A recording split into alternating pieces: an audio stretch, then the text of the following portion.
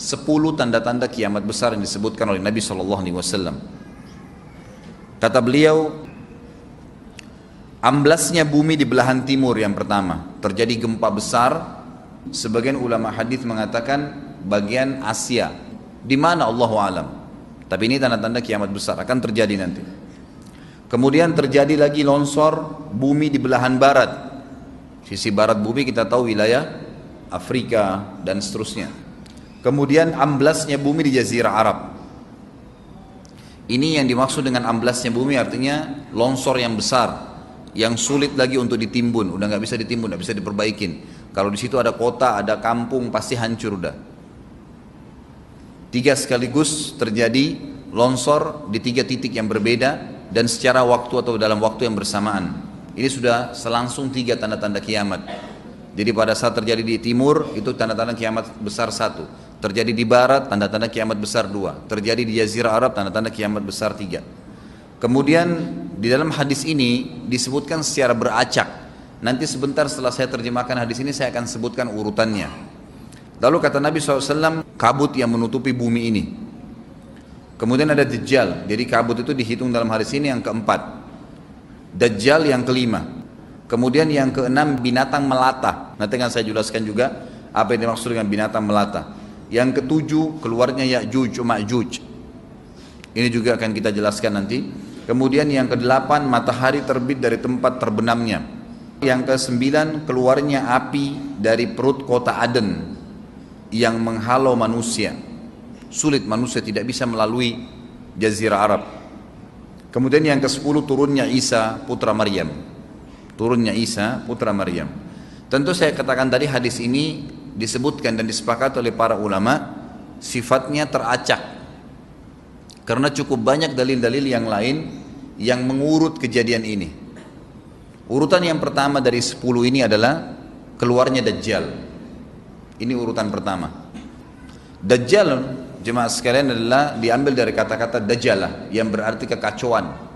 Ciri-ciri Dajjal disebutkan dalam banyak hadis yang sahih adalah mata kanannya yang paling pertama rusak seperti anggur kering. Kata Nabi SAW dalam hadis sahih, ketahuilah Dajjal buta mata kanannya dan Tuhan kalian tidak buta, karena dia akan mengaku sebagai Tuhan.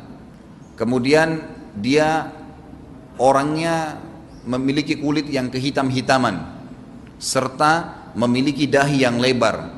Setiap orang beriman bisa membaca di dahinya tertulis 3 huruf kafara.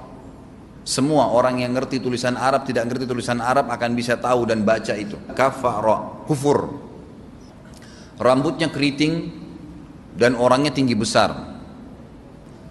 Kata Nabi SAW, kalau kalian dengar Dajjal keluar di satu lokasi, maka menghindarlah. Walaupun kalian harus lari ke gunung, dia akan keluar membuat kerusakan selama 40 hari. Kata Nabi SAW, 40 hari itu sehari seperti setahun, sehari lagi yang kedua seperti sebulan, hari yang ketiga seperti sepekan, dan sisa harinya seperti hari kalian. Dia akan keliling muka bumi semuanya, dan kata Nabi SAW, seluruh bumi ini akan dimasuki oleh Dajjal. Tidak tertinggal satu lorong, gang, jangankan kota atau desa, kecuali Dajjal akan masuk ke dalamnya, kecuali Madinah dan Mekah. Tidak bisa dimasuki oleh Dajjal. Kata Nabi SAW dalam hadis sahih, karena di setiap pintu gerbang Mekah dan Madinah malaikat menghenuskan pedangnya dan menghalau Dajjal sehingga Dajjal tidak bisa masuk. Pada saat dia tiba di Palestina, waktu yang bersamaan di kota Madinah berkecamuk. Kaum muslimin sepakat semua keluar untuk mengejar Dajjal dan membunuhnya. Keluar dari kota Madinah satu orang yang namanya seperti namanya Nabi Muhammad SAW, Muhammad bin Abdullah, dan dia dari turunan Nabi SAW juga. Dan orang ini punya julukan Mahdi, dikenal dengan Imam Mahdi. Inilah tanda-tanda kiamat yang kedua. Pada saat dia tiba di Mekah, dibaiatlah oleh banyak kaum muslimin, tidak disebutkan jumlah pasukannya, maka terbentuklah pasukan jihad yang mengejar Dajjal menuju ke Palestina. Lalu keluar tanda-tanda kiamat 3, langsung berentetan semua. Tanda-tanda kiamat besar yang ketiga adalah pada saat pasukan Imam Mahdi dengan pasukan jihad itu tiba di Darul Bayda namanya. Hadis menyebutkan di menara itulah, di masjid itulah Imam Mahdi mampir sholat asar bersama pasukannya. Dikatakan Isa alaihissalam akan turun sambil memegang kedua sayapnya malaikat, dan dari rambutnya yang basah meneteskan air. Maka dia pun turun, lalu kemudian dia masuk, dan orang-orang pada saat itu mengenalnya kalau dia adalah Isa, dan mereka sudah tahu ini masanya keluarnya Dajjal, ini Mahdi sudah ada, mereka tahu akan turun Isa, sudah ada informasi seperti saya sampaikan ke Bapak Ibu sekarang, itu muslimin di zaman itu sudah tahu semua. Sholatlah mereka, kemudian mereka menuju ke Palestina. Ringkas cerita adalah Nabi Isa alaihissalam akhirnya tiba dengan pasukan mujahidin di depan pintu gerbang Babulut. Dajjal mengatakan, bukakan pintu gerbang, mereka tidak akan mampu melawan kita karena pasukannya mereka banyak memang. Maka Dajjal dengan sombongnya menunggu di depan pintu gerbang. Pada saat dibuka, Dajjal kaget melihat ada Isa alaihissalam. Dan pada saat itu kata Nabi SAW, Dajjal faham kalau sudah tiba ajalnya. Begitu melihat Isa alaihissalam, dia lari dan badannya sambil meleleh di depan para pengikutnya. Pada saat Dajjal mati, pengikutnya pada ketakutan semua. Mereka anggap Dajjal Tuhan, mereka anggap Dajjal orang yang perkasa lah, orang yang kebal lah, beragam macam kelebihan. Mereka kaget pada saat mati, maka bertebaranlah mereka dan akhirnya mereka sembunyi di bawah pohon dan di atas batu. Kemudian batu dan pohon akan memberikan penjelasan, hai muslim ini Yahudi, bunuhlah. Maka dibunuhlah pada saat itu mereka. Lalu Nabi Isa alaihissalam memimpin di muka bumi, dan kata Nabi SAW, pada saat itu Islam, agama Islam yang dibawa oleh Nabi SAW akan masuk ke semua rumah di muka bumi, gak tersisa. Satu dunia ini semuanya Islam. Hadis sahih. Maka Nabi Isa alaihissalam memimpin pada saat itu, disebutkan dalam hadis 40 tahun dengan ketenangan menerapkan hukum Islam. Semuanya beriman kepada Allah subhanahu wa ta'ala dan menjadi muslim. Setelah itu keluar tanda-tanda hari kiamat besar yang keempat, yaitu keluarnya Ya'juj dan Ma'juj. Nabi SAW sebutkan ciri-ciri mereka. Mata mereka sobekannya kecil sehingga mata mereka kelihatan seperti sipit, tapi bola matanya besar. Mereka memiliki rambut yang keriting, dan mereka memiliki poster yang umumnya seperti poster manusia. Ada hadis yang berbunyi mereka akan mendatangi sebuah sungai, kalau tidak salah namanya sungai Tibria, airnya banyak mengalir. Kata Nabi SAW, mereka semua minum air sungai itu, dan yang terakhir dari mereka datang sudah nggak dapat air. Artinya air sungainya habis diminum. Bayangin berapa banyak jumlahnya tuh. Pada saat itu Nabi SAW mengatakan, Allah berfirman kepada Isa, berkata, wahai Isa, aku akan mengeluarkan hamba-hambaku yang tidak ada seorang pun dari kalian bisa mengalahkannya, termasuk Isa alaihissalam, nggak bisa mengalahkan. Maka selamatkanlah dirimu bersama dengan pengikut-pengikutmu ke Gunung Tur namanya. Jadi memang Ya'juj ini ciri khasnya, kata Nabi SAW, mereka memakan apa saja. Jadi bukan seperti manusia normalnya. Mereka membunuh semua yang bukan seperti mereka. Sampai-sampai kata Nabi SAW, tidak ada yang bisa mengalahkan mereka, dan jumlah mereka sangat banyak.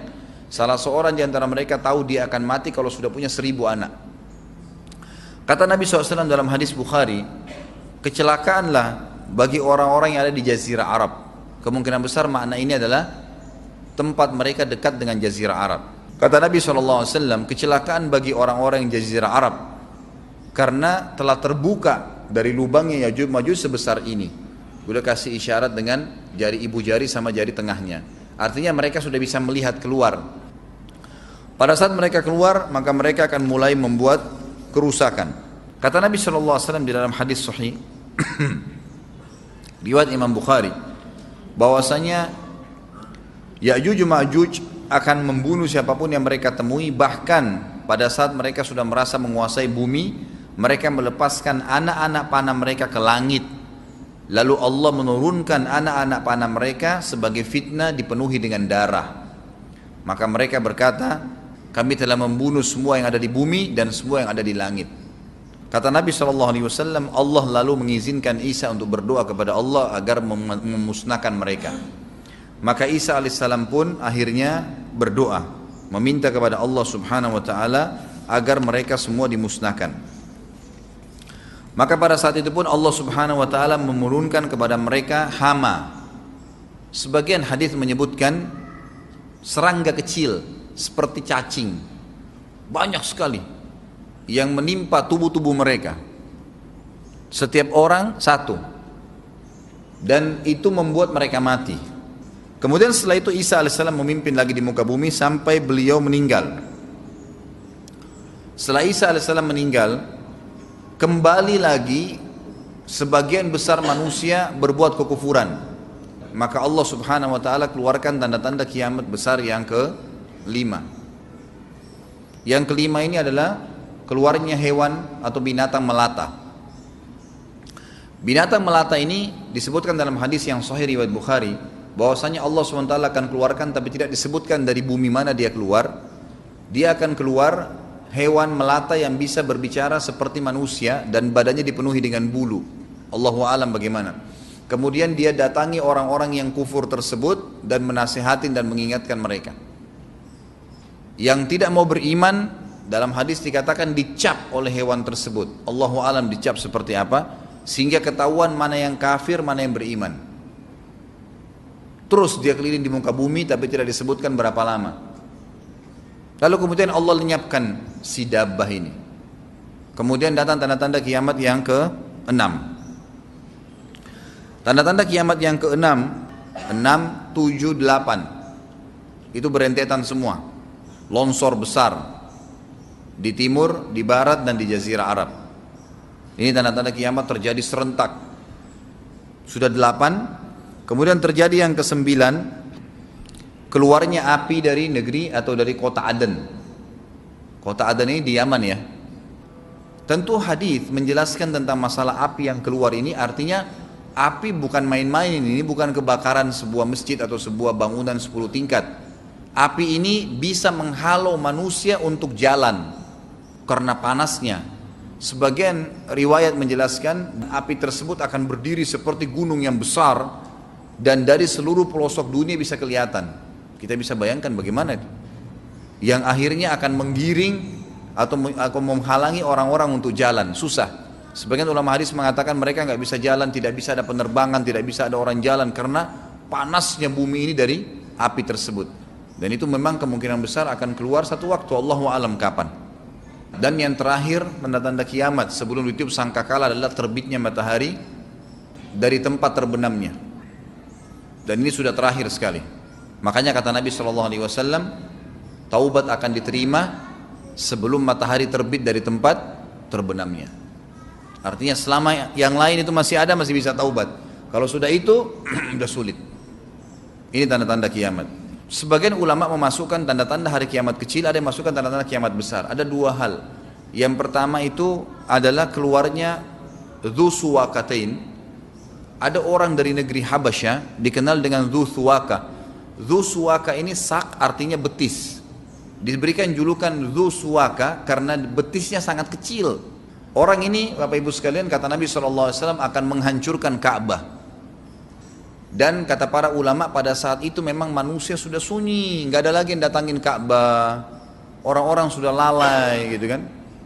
Keluarlah orang ini. Makanya sebagian ulama masukkan dia tanda-tanda kiamat sebelum terbitnya matahari dari tempat terbenam. Ditambahkan ini yang ke-11 gitu. Atau ini yang ke-10, terbitnya nanti kiamat yang ke-11. Kata Nabi SAW, dia akan mencabut batu-batu Ka'bah satu persatu sampai rata dengan tanah.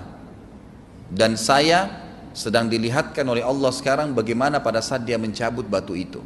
Hadis sahih riwayat Bukhari Muslim. Yang terakhir, yang kedua, yang berhubungan juga dengan tanda-tanda kiamat, ada yang memasukkan kiamat kecil, tapi ini lebih dekat dengan kiamat besar. Orang yang terakhir meninggal itu adalah orang dari asli suku Madinah yang sedang mengembala kambing.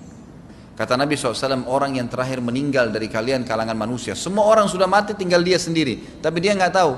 Dia lagi mengembala kambing. Kemudian dia masuk dengan gembalanya ke kota Madinah, ditemukan semuanya tidak ada kehidupan. Nggak ada orang, nggak ada binatang, nggak ada apa-apa, tinggal dia sendiri.